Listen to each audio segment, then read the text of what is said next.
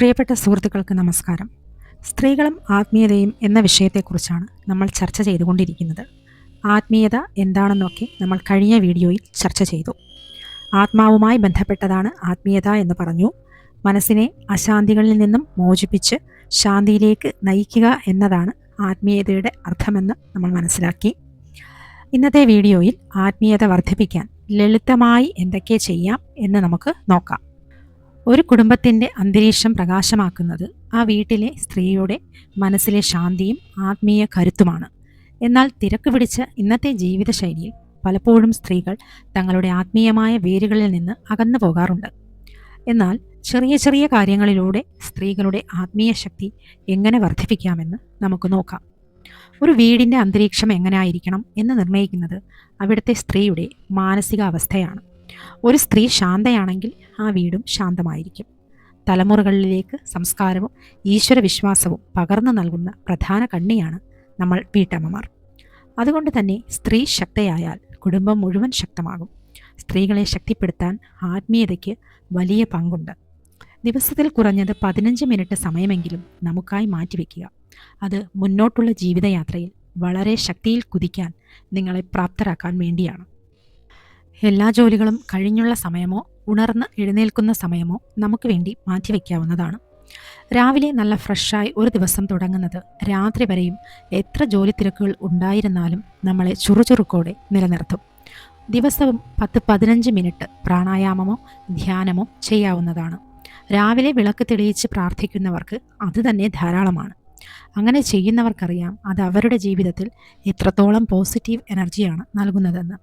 വിളക്ക് തെളിയിച്ചോ അല്ലാതെയോ ഇഷ്ടദേവതാ പ്രാർത്ഥന നടത്തുന്നതും ധ്യാനത്തിന് തുല്യം തന്നെയാണ്. മുൻപ് വീഡിയോയിൽ പറഞ്ഞതുപോലെ പൂജകളായാലും ധ്യാനമായാലും നമ്മുടെ മനസ്സിനെ കൺട്രോൾ ചെയ്തു വയ്ക്കുക എന്ന ഉദ്ദേശം മാത്രമേയുള്ളൂ. അതിലൂടെ പോസിറ്റിവിറ്റി നമ്മളെ തേടി വരും.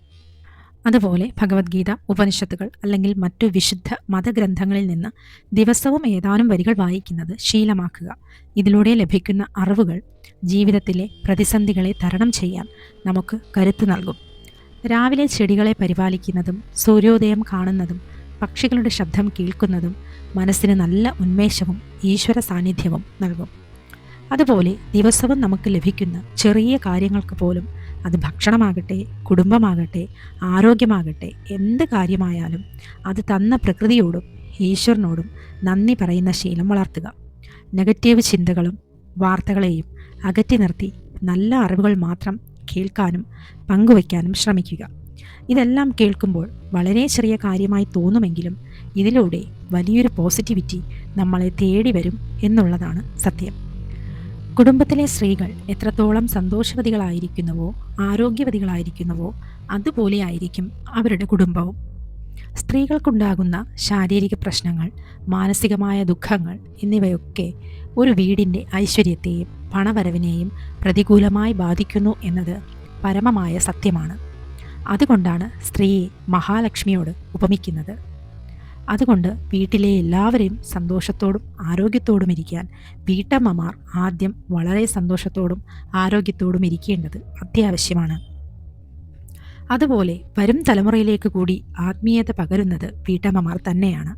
നമ്മൾ കുട്ടികളോട് പറയുന്നതിനേക്കാൾ കൂടുതൽ കുട്ടികൾ അനുകരിക്കുന്നത് നമ്മൾ ചെയ്യുന്ന കാര്യങ്ങളാണ്. നമ്മൾ വിളക്ക് തെളിയിക്കുമ്പോഴും പ്രാർത്ഥിക്കുമ്പോഴും കുട്ടികൾ നമ്മളെ കാണുന്നുണ്ട്.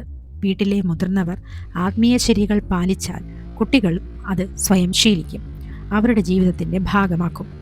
ഇനിയുള്ള ഡിജിറ്റൽ യുഗത്തിൽ കുട്ടികൾ മൊബൈൽ സ്ക്രീനുകളും മറ്റു മാനസിക സമ്മർദ്ദങ്ങളിലുമാകുമ്പോൾ അവർക്ക് സമാധാനവും സുരക്ഷയും നൽകാൻ കുഞ്ഞിലെ നമ്മൾ കാണിച്ചു കൊടുക്കുന്ന ഈ ആത്മീയ ചര്യകൾക്ക് കഴിയും.